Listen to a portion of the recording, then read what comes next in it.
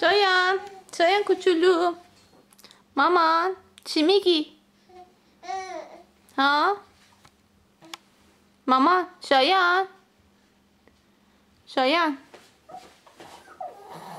چی میگی تو واسه خودت داری وینگ وینگ میکنی کوچولو؟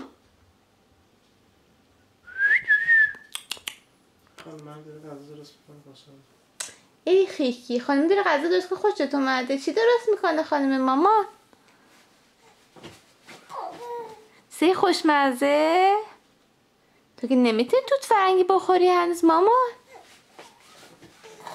دوست داری بخوری؟ خیلی دوست داری؟ دیگه چی دوست داری؟ پتاتیس دوست داری؟ دیگه چی؟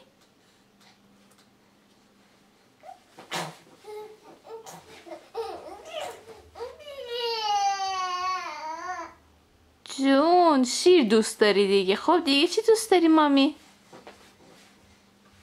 ها؟ بگو به مامان برات بیاره. اونه که بابا بهت میده همون قرمزا. هندونه دوست داری؟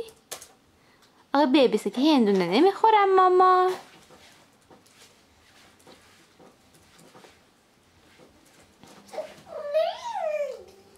میخورن؟ کی گفته میخورن؟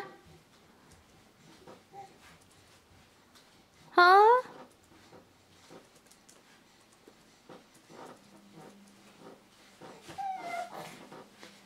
اون دوستت گفت؟ کدوم دوستت؟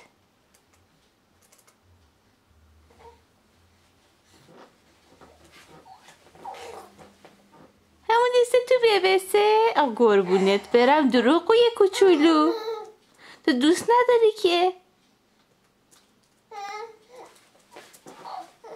داری؟ یواشکی دوست شدی مامان. قربونش برم. دیگه چی؟ پسر دختر دوستت؟ نمیدونی؟